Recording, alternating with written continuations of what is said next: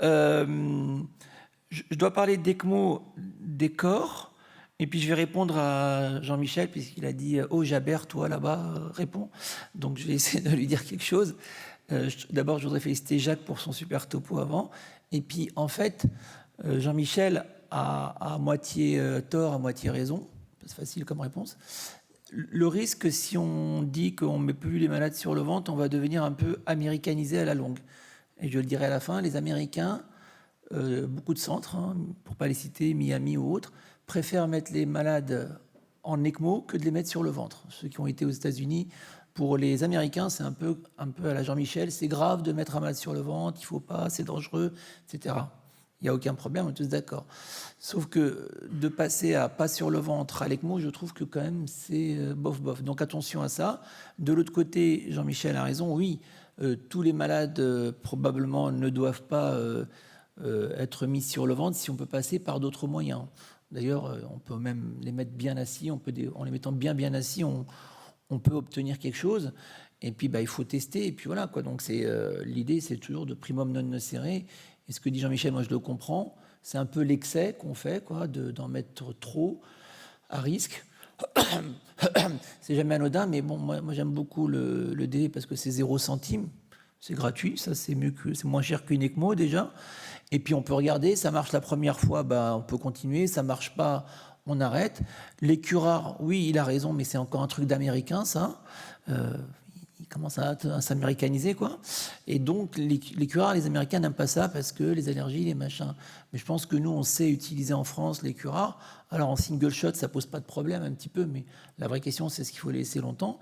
Et moi, je travaille dans un service où j'ai la chance d'avoir dans nos médecins, le professeur Gérald Champ, qui est exceptionnel, et qui, lui, par contre, nous dit, oui, d'accord, si vous voulez le mettre, mais c'est quelques heures, mais de manière, on ne dépasse jamais les 24 heures de curare, et en général, le DV, c'est vraiment les premières séances où ça marche, quoi. Donc, on peut avoir ce débat longtemps. Jacques a dit tout le nécessaire, on ne va pas refaire le débat, mais moi, je finirais le débat sur chaque malade est différent des autres, et je pense que c'est ce que disait Jean-Michel, chaque patient doit être évalué, et tous les malades ne vont pas. Voilà. Ça te va, Jean-Michel? Merci. Par contre, j'ai jamais dit DV ou ECMO. Non, je te dis à l'excès, si on s'américanise trop. Enfin, moi, je trouve que voilà, c'était ça. Allez, je vais essayer de faire le topo qu'on m'a demandé.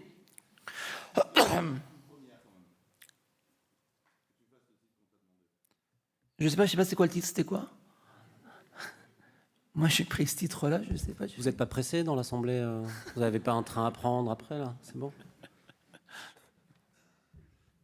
Bon, soyez rassurés, c'est un joke avec Jean-Michel. Hein. On lui a tout appris, donc on peut se permettre, ne vous inquiétez pas. Question, qu'est-ce qu'on a appris de la ventilation classique en ARDS chez le patient hypoxémique? C'est un peu l'introduction. Après, qu'est-ce qu'il y a de plus...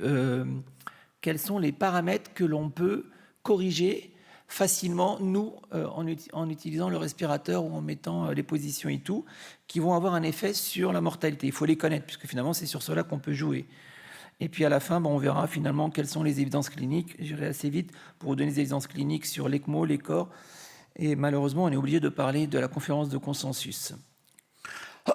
Ça, c'est un poumon normal. Ça, c'est malheureusement un vrai SDA. Donc, vous voyez qu'est-ce qui se passe. Et nous, ce qu'on voit en réalité, on voit au scanner. C'est les mêmes patients, vous voyez. Donc, l'idée, c'est comment, ce pauvre poumon à droite peut revenir à gauche. Mais surtout, pour ceux qui me connaissent bien, moi, je suis plutôt un médecin de la prévention. C'est vraiment comment on peut éviter que beaucoup de nos patients deviennent en ARDS. Et d'ailleurs, si vous regardez vos bases de données, vous verrez que le nombre de patients qui étaient normaux à l'admission et qui développent un ARDS durant leur séjour s'est effondré depuis les années 80-90 comparé aux années 2010-2020. Donc probablement, on a fait mieux que ce qu'on faisait dans les années 90. Alors l'introduction est toujours la même. Quand vous faites de la ventilation, vous pouvez dire un truc qui est simple, c'est que c'est le premier organe de suppléance en ventilation mécanique. C'est vraiment important de bien connaître le ventilateur. Les objectifs, bien sûr, qu'on doit essayer de demander à la machine, c'est d'assurer des échanges gazeux. Et dans les échanges gazeux, vous avez l'oxygénation, c'est la PaO2, et la ventilation. Il faut vraiment que quand vous parlez de ventilation, vous sépariez bien séparer l'oxygénation de la ventilation. C'est vraiment deux choses différentes et les objectifs sont différents et les modes de fonctionnement sont différents.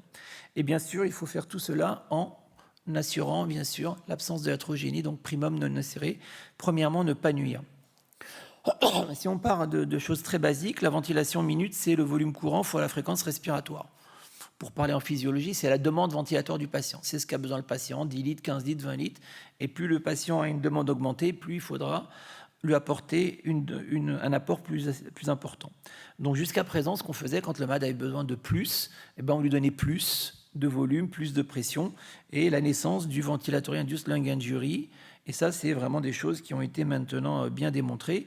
Et donc, on revient en arrière, on dit qu'il faut essayer de diminuer les volumes et la pression. Donc, on est arrivé au volume bas, les volumes bas, bien évidemment, jusqu'à l'extrême. Et bien sûr, ça s'appelle une hypoventilation alvéolaire sur le plan physiologique. Et sur le plan réanimatoire, on appelle ça une acidose hypercapnique. Ce que détestent d'ailleurs les physiologistes, nos termes, ils ne les aiment pas du tout.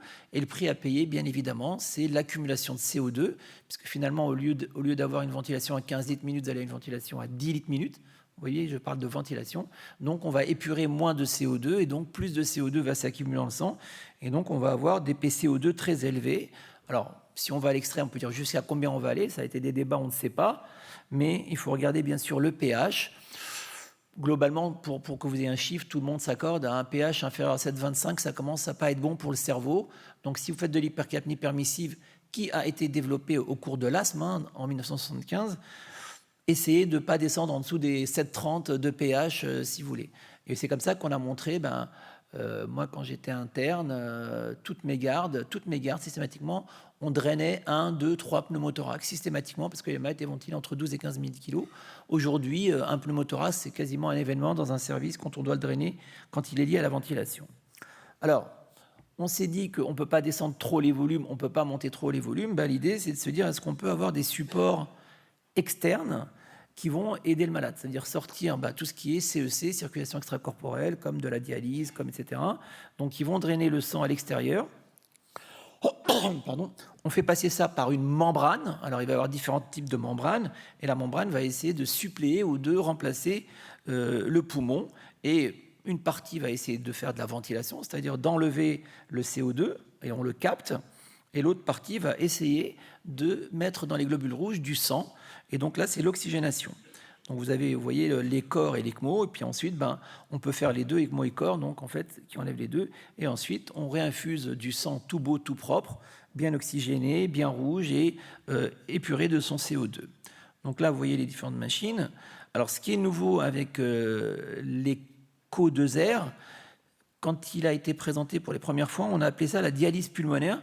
Pourquoi ? Parce que l'idée, c'est que tous les services de réanimation de France pourraient faire de l'écor, parce qu'à partir du moment où vous avez un agrément pour faire de la réanimation, à savoir utiliser de la dialyse, les dialyses avec des débits que vous avez ici et avec des cathéters dont vous voyez à peu près la taille, ça va être de l'ordre de 200 à 400 millilitres minute.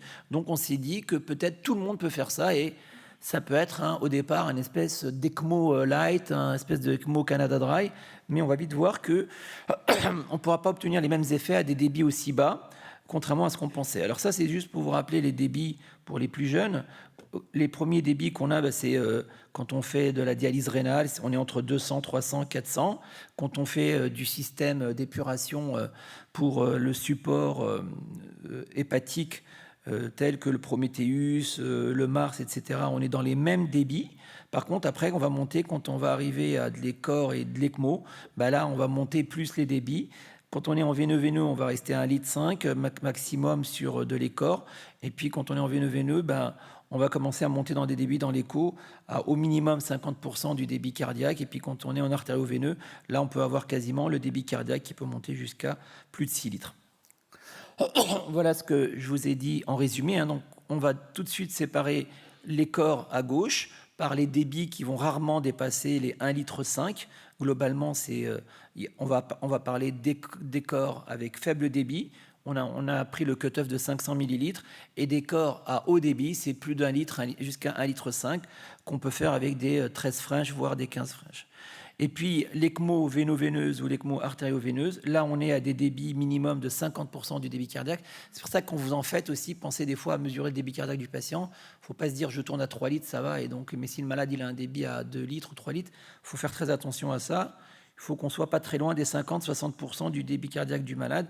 Et bien évidemment, la différence, c'est que là, on a des membranes différentes qui peuvent enlever tout le CO2 et qui peuvent rapporter tout l'oxygène. Donc 100% de, j'allais dire, suppléance du poumon, alors que dans l'autre, c'est, on va dire, jusqu'à 50% quand on tourne à 1 litre. Et puis on peut, alors, des fois, on apporte de l'oxygène avec le gaz frais, mais c'est très peu d'augmentation, voire même, on a montré que ça pouvait même diminuer la PaO2.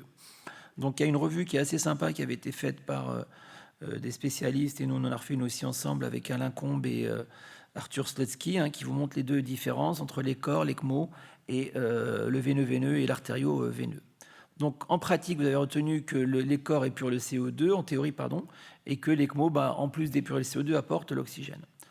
Donc ça, c'était la théorie. La pratique, il faut que le débit sanguin ici, c'est entre 2100 ml et 1,5 litre. Les canules, c'est de 13 à 24 French. La surface de la membrane, c'est le gros problème. Les premières études ont été faites sur des membranes pédiatriques. Donc c'est pour ça que les résultats étaient assez moyens. Et puis depuis qu'on a les hauts débits et depuis qu'on a des membranes, vous voyez, ça change tout, avoir une membrane de 1,3, c'est ce qu'on a sur une dialyse standard. Et c'est ce qu'on a, vous voyez, sur les membranes d'ECMO. Là, ça change tout. Et bien sûr, le débit pour l'ECMO, c'est plus supérieur à 2-3 litres au moins, on va dire. Et puis les canules, on est obligé d'avoir des grosses canules, surtout si on va canuler en artériel. Et au début, c'était toujours les chirurgiens et de plus en plus, maintenant, les centres canulent eux-mêmes. Ceux qui font de l'ECMO, est-ce que vous pouvez lever la main, ceux qui canulent eux-mêmes? 1, 2, 3, 4, 5... Donc voilà, il y a quelques années, c'était vraiment 0-0. Là, ça commence à se faire. Avec l'aide de l'échographie, on commence vraiment à le faire. Je ne sais pas si c'est bien ou pas, mais je pense que ceux qui en font beaucoup, c'est bien. Alors, ne jamais oublier quelque chose. Ça, je la mets toujours, cette présentation, parce que le volume courant, vous le baissez, mais la PEP, il faut qu'elle monte. Et en fait, on ne devrait jamais parler de PEP seul ou de volume courant seul. C'est un combat que je mène tout seul. Il faudrait toujours parler du binôme, pour ne pas dire du couple, du binôme PEP et volume. Parce que quand vous diminuez le volume, il faut augmenter la PEP ou l'inverse. Si vous augmentez les deux, c'est pas bon. Si vous baissez les deux, c'est pas bon. Et là, vous allez voir que dans les corps, ou même dans l'ECMO, quand on baisse beaucoup le volume, des fois on va jusqu'à l'extrême, il faudra essayer de ne pas laisser le poumon se fermer. Peut-être qu'il faudra mettre la PEP un petit peu plus importante. Au lieu de la laisser à 5, peut-être on la mettra à 10, 12, 15, voire, pour pas que le poumon se ferme. Donc toujours pareil, open the lung and keep it open. Et ça, c'est un petit schéma qu'on avait fait entre la PEP à gauche et le VT à droite. Et quand on commence dans les années 60, 67, quand la RDS avait défini, le gold standard, c'était PIP à 5 et les VT étaient aux alentours de 15 millilitres/kilo. C'est ce qu'il y avait que vous retrouvez dans les anciens textbooks d'anesthésie. On vous disait de ventiler les malades à PEP 0 et un VT à 15 millilitres/kilo. Et avec le temps, on a vu que on arrive dans les années baro-volo-trauma, on baisse un petit peu, puis la grande étude ARMA dans les années 2000 qui va changer tout, le 6 millilitres/kilo fait son apparition. Personne n'a su répondre si c'était 6 millilitres/kilo qui tue moins ou si c'est 12 millilitres/kilo qui tue plus. Ça reste toujours un débat. Probablement, c'est un peu les deux. Et cette étude ARMA, donc, il y avait avant et après. Et aujourd'hui, on est, vous voyez... on va dire qu'aujourd'hui, on a fait quasiment tout l'inverse. Les PEP, elles sont entre 10 et 15 et les VT sont plutôt entre 6 et 8 dans la plupart des centres dans le monde. Donc, et l'idée, c'est, comme on a vu que tout ça ne faisait que du bien et il y avait une baisse de la mortalité au cours de ces 50 dernières années, l'idée, c'est peut-être si on continue sur ce chemin, peut-être que c'est pas mal. Peut-être qu'il faut aller encore plus bas dans le volume, c'est un peu probablement ce que je pense. Et puis la PEP, il faut peut-être la titrer individuellement.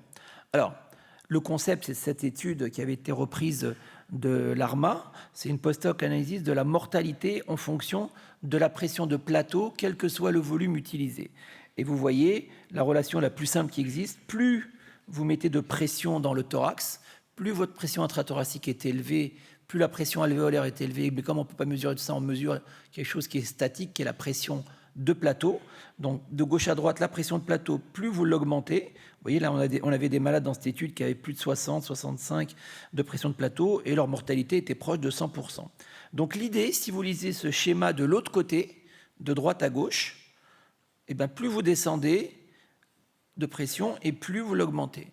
Et si on va au bout du raisonnement, et si on n'en met pas du tout, si on va à 0 de pression, c'est-à-dire si on ne ventile pas du tout, l'idée c'est un extra-corporel support lung, et ben, normalement on devrait vivre. C'est un peu le rationnel de tout ce qui est support d'organes, ECMO et corps. Donc on continue ce petit bout que j'ai rajouté au doigt. Donc moins la pression de plateau, plus elle est basse et mieux c'est. Donc nos ventilations, nos Vili, c'est assez simple.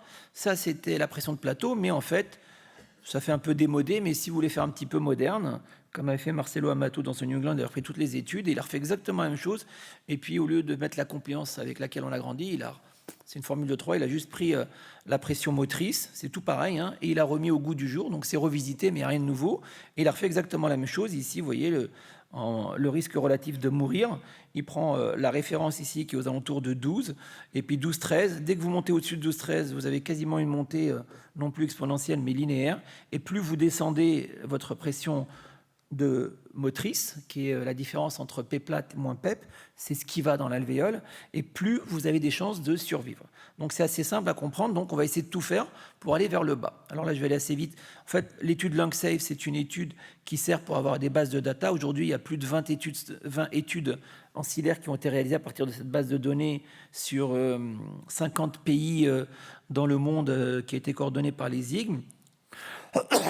Et donc qui regardait que représentaient les ARDS. C'était 10% d'admission dans un service de réa en moyenne dans le monde et 25% des patients étaient ventilés dans les services de réa. Alors il y avait le monde entier et puis la mortalité, plus les patients étaient hypoxémiques, plus ils mouraient. Donc ça c'était pour avoir une vraie photographie et puis hop, on regarde pareil et on retrouve la même histoire avec la driving pressure, avec un espèce de cut-off à 14. Tous les patients qui étaient ventilés avec plus de 14, ils mouraient plus que ceux qui étaient ventilés avec moins de 14. On a exactement la même courbe avec la pression de plateau en mettant une valeur seuil de 28 ou de 30. Et le premier paramètre qu'ils avaient trouvé en mortalité, donc, c'était tous ces paramètres que vous avez, vous voyez ici, là. L'âge, vous ne pouvez pas jouer dessus. Vous allez voir le cancer, vous ne pouvez pas jouer dessus. On va voir sur quoi on peut jouer. Par exemple, il va y avoir le pH, il va y avoir la PO2, etc. Et puis, la fréquence respiratoire sortait. Et ça, on le savait déjà. Et la fréquence respiratoire, en fait, c'est quoi ? Ça, on appelait ça le stress avant, c'est les ouvertures-fermetures. Donc, quand vous relisez les premiers livres de la collection verte, on vous disait qu'il ne faut pas dépasser 15 de fréquence parce que plus on ouvre, tac, tac, tac, et puis on nous faisait la comparaison avec un marteau, c'est comme si on tapait sur le marteau, sur le poumon. Donc, l'idée était de ne pas dépasser les 15 pour éviter les lésions d'ouverture et refermeture, donc et recrutement des recrutements. Donc, vous voyez qu'aujourd'hui, on a changé le 15. On a vu que le rapport du volume par rapport à la fréquence respiratoire était en faveur de la fréquence, et qu'il valait mieux augmenter la fréquence que d'augmenter le volume. C'est pour ça qu'on vous laisse monter jusqu'à 30 de fréquence, mais par contre descendre les volumes. Donc ça a été représenté ici par cette autre étude. Et puis le deuxième paramètre, donc en plus du volume, il y avait le pH. Quand le pH était trop bas, c'est pas bon, c'est un facteur qui est associé. Et si on résume tous les facteurs qui avaient été faits dans LungSafe, c'est ça. Une PEP trop élevée, vous voyez, c'est toujours pareil. La PEP trop élevée, vous allez mourir. La pression de plateau, vous allez mourir. La pression motrice, les malades vont mourir. Et vous avez le pic inspiratoire et puis la PO2 sur FiO2. Vous avez tout ça. Et là, et il faut baisser la fréquence respiratoire. Donc c'est vraiment, retenez ces chiffres-là. Enfin, ces paramètres-là, vous verrez, c'est comme ça que la réflexion qu'on avait faite avec Gattinoni pour atterrir à sa puissance motrice, c'est en partant de ces réflexes-là, et ça améliore donc les malades. Ça a été démontré sur d'autres bases de données, en particulier celle d'Andrés Esteban, pareil pour la PaCO2, puis la PaCO2 est élevée, etc., etc. Donc en fait, finalement, on a compris tous les rationnels et on a compris tout sur quels paramètres jouer et quelles variables jouer. Le premier à présenter un papier, c'est notre collègue Thomas Bean, coordonné par Arthur Stretsky. C'est la première étude randomisée, donc, qui était de comparer des malades à 3 ml/kg et la PCO2 qu'on devait payer a été épurée par cette première machine. C'était l'étude Xtravant. Petite cohorte, 79 patients. Alors, ils arrivent à diminuer à 4 millilitres, mais vous voyez très bien qu'au troisième jour, plus personne n'est à 3 millilitres/kg. Et globalement, les autres sont à 8 millilitres/kg. Ils ont essayé de pousser le bras contrôle auprès de 8 millilitres/kg pour essayer d'avoir une différence significative ici. Et la driving pressure était diminuée quand même plutôt pas mal, en dessous de 10. Mais dans les autres bras aussi, c'était pareil. Ils n'avaient pas trouvé de différence significative chez tous les ARDS tout venant. Par contre, quand ils prenaient en post-hoc le sous-groupe les plus hypoxiques, avec un PF inférieur à 150, il y avait 28 patients qui divisaient quasiment en deux, quoi. Et là, il y avait un signal en disant que les plus hypoxémiques pourraient peut-être bénéficier plus de l'écor, contrairement aux pas hypoxémiques et qu'il n'y avait rien du tout. Après, on a la série de toutes les études de faisabilité. Donc là, on en avait fait une ici avec Mathieu Schmitt et Alain Combe. On en a fait plusieurs. D'autres, comme l'équipe de Jean-Michel, avaient fait ça aussi sur le gros animal. Et puis, toutes ces études disaient qu'on pouvait descendre jusqu'à 4 millilitres kilo. Donc, on pouvait passer de 6 à 4 millilitres kilo sans gros problème. Alain Combe coordonne cette étude avec une centaine de patients, l'étude Supernova, dans un but de faire une étude multicentrique et d'avoir plus de données. Donc le message, c'est que oui, sur une centaine de patients, en fait, on ne fait que confirmer ce qu'on avait fait sur les études, celles-là précédentes, sur 1 ou 2 centres, et là on fait plusieurs centres, et donc oui, on peut aller, ça peut marcher.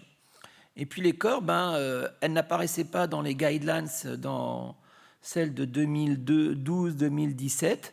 Et puis là, elle est apparue. Pour ceux qui ont lu les guidelines, vous savez, le jaune, c'est quelque chose de nouveau, et le vert et rouge, c'est on peut comparer ou pas avant ce qu'il y avait.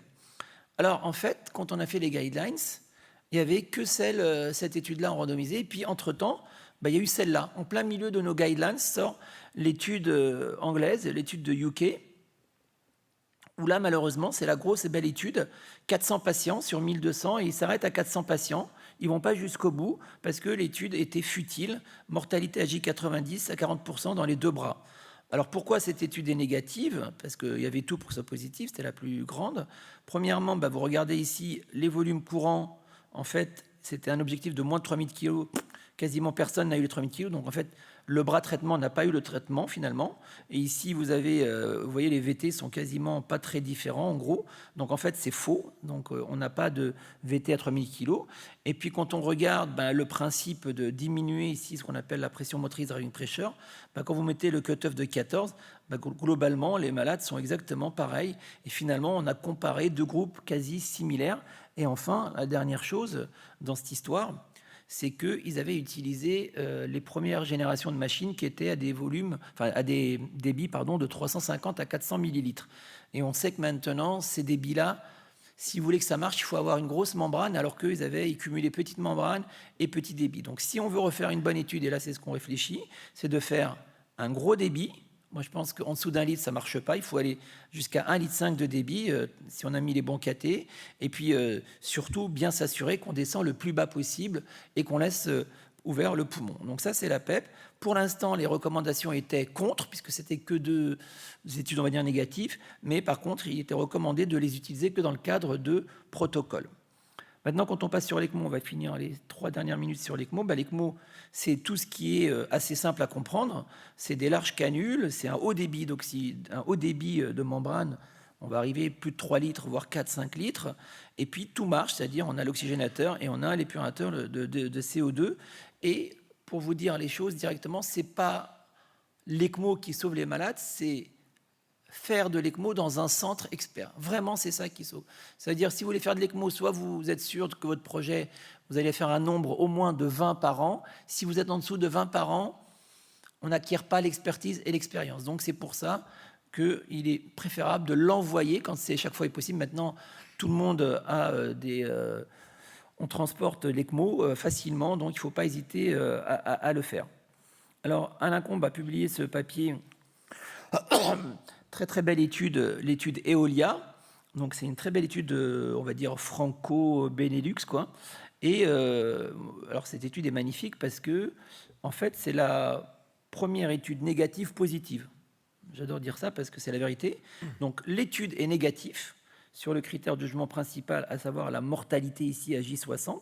C'était NS, mais en fait on peut dire, oui, il y a un signal fort sur le Langrand test avec un P à 0,07, un manque de puissance air, mais en fait, cette étude a été considérée comme totalement positive par les Américains, les amis de Jean-Michel, qui veulent mettre tous les malades en ECMO et pas en DV. Et donc, ils mettaient cette étude-là en face des... Non, mais...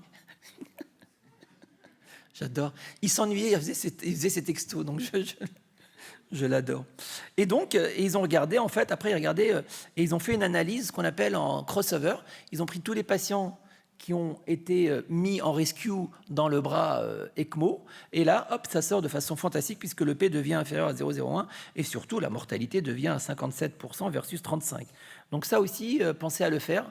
Hein, quand vous faites du rescue, vous prenez tous ceux qui ont eu le traitement versus pas de ceux qui ont eu le traitement. Et puis, ça sort. Et puis, si vous avez des doutes, eh ben, vous téléphonez à un copain au Canada, Erwan Colliger, et puis il vous aide, il vous met un petit coup de bayésien. Alors en France, je ne sais pas s'il y en a un qui s'est mis sur le bayésien, qu'on pourrait appeler Jean-Michel, tu me refais la même chose, mais en bayésien. Et là, bayésien, c'est wonderful, tout sort. Ça sort toujours en bayésien, je n'ai pas compris, mais bon. S'il y en a un qui m'expliquera ça un jour. J'ai essayé pourtant. Et donc là, ils font quasiment dans la continuité un JAMA avec les mêmes datas en faisant une analyse bayésienne et non une analyse fréquentielle. Donc c'est formidable, respect, admiration. Et bien évidemment, avec une seule étude. Hein. Alors, tout à l'heure, on avait celle de Proceva qui était au moins une étude positive. Et là, Jean-Michel fait la remarque, c'est une étude négative, on arrive à faire des recommandations positives. C'était un débat, mais à mourir de rire. Donc voilà, il disait qu'il faut en faire. Oui, on recommande de faire pour ces malades-là, avec les mêmes critères. Après, l'équipe d'Alain Combe avec Mathieu Schmitt ont essayé de voir si on pouvait améliorer les choses avec le DV. Unfortunately, no. DV ou pas DV, quand vous mettez les malades en ECMO, ça ne change pas. Alors, juste un cas clinique et je vais vite. Dans notre service, je remercie, je ne sais pas si... Ah non, il est parti, il n'est plus dans la salle, de Clément Monet, qui est un peu son sujet de thèse. C'était... on a eu cette machine et on s'est dit, qu'est-ce qu'on va faire avec? Donc, bien sûr, on l'a fait chez des transplantés hépatiques. On l'a utilisé au moment de la CEC aussi pour les chirurgiens, mais aussi pour des malades très, très sévères. Là, on rapporte un cas d'un malade qui avait une greffe foie-rein.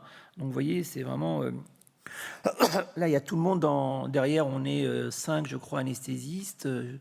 Je ne sais pas si Jean-Michel était là ou pas, mais il y avait en tout cas du monde. Et puis là, c'est des chirurgiens, ils sont pleins et tout. Et puis ce malade va recevoir 25 kg globulaires, 32 PFC, 3 CPA, 3,5 litres d'albumine, 4 litres de Ringer et 500 ml de Bicar. Quand même, c'est beaucoup tout ça. Moi, je pense que si on fait ça à un malade normal, le poumon, il aura le poumon que l'on appelle comment on appelle ça, le traco, pas le trali, mais le traco, qui est le poumon transfusionnel. Eh bien, regardez, on avait mis la dialyse pulmonaire, ce malade, on l'avait balayé à 1,2 litre, et on met, nous, quand on l'utilise, aujourd'hui, on a une série de plus de 50 malades que Clément collige, à 2 millilitres kilo. On va jusqu'au bout du raisonnement, on les ventile à 2 millilitres kilo, vraiment, on est au bout du raisonnement. Voilà, il avait un VTE à 155 millilitres, ce malade, vous voyez, et on avait 2,8 litres. C'est quand même pas mal. Et on arrive à avoir, et on met en général des PEP à 14, et on essaie d'avoir une pression motrice inférieure à 13. Voilà la radiographie thoracique de ce patient, J-1. La radio immédiatement sortie de bloc. C'est pas mal, sortie de bloc avec tout ce qu'il a reçu. À J3, J5 et J8 lorsqu'on le sèvre des corps. Je trouve que c'est assez joli sur le plan... concept de l'ultra-protective ventilation et comment on a pu, probablement l'association de gros de volume et plein de liquide dans le poumon, ça fait mal, on le sait, ça avec 1000 modèles, mais probablement qu'en mettant peu de volume courant, je parle, et ben peut-être qu'on a pu éviter le poumon de transfusion, le poumon transfusionnel, etc. etc. Voilà, puis on l'a répété 2-3 fois, ça, sur d'autres patients. En conclusion, sur l'ancienne... recommandations, il n'y a pas eu beaucoup de choses de nouveau parce que l'idée, c'est toujours en ascension ici. Leur donner, c'est pour vous dire on est intensif dans l'agressivité. Vous voyez, les curares, la prone position, puis après, la dialyse, on la met après ici un petit peu avant, c'est de la dialyse, et ici, c'est de l'écor un peu plus, donc c'est un peu pré-ECMO. Et normalement, on pourrait tous l'utiliser, ou alors on peut l'utiliser en attendant l'ECMO, de transférer le patient sur certains patients sélectionnés, même si les études sont négatives, mais je vous ai donné la recette si on veut l'utiliser. Pour les corps, voilà, c'est une étude prometteuse. C'est probablement pas, on est d'accord avec Alain Combe, que c'est peut-être probablement pas les patients les plus graves qui pourraient en bénéficier, mais plutôt les intermédiaires, ceux qui ont une PO2 entre 100 et 150, plutôt qui sont inférieurs à 100, ou à 80, qui, eux, ceux-là, méritent directement d'aller à l'ECOR. Donc voilà, attention, il y a des complications comme toutes CEC, c'est les complications de la dialyse. Et enfin, pour l'ECMO, les résultats restent positifs avec des études négatives. Je vous ai pas parlé de, bien sûr, on n'a pas le temps de parler tout ce qui est les études César, etc., ou de refaire la renaissance avec le Covid. Mais en tout cas, aujourd'hui, c'est recommandé de faire l'ECMO si vous prenez les critères de l'étude Eolia, c'est-à-dire vraiment vous avez optimisé tout et que le malade ne dépasse pas le rapport PaO2 à 70, 60 et que c'est un patient jeune, moins de 7 jours de ventilation, et que vous avez tout fait bien et qui reste à cette... Voilà. Nous, ceux qui ont fait ça, c'est surtout ce qu'on a fait là récemment, c'était des légionnelles fulgurantes où les jeunes sont vraiment où ceux-là, on les voit partir et c'est vraiment là où il faut vraiment faire de l'ECMO. Et voilà, je vous remercie de votre attention.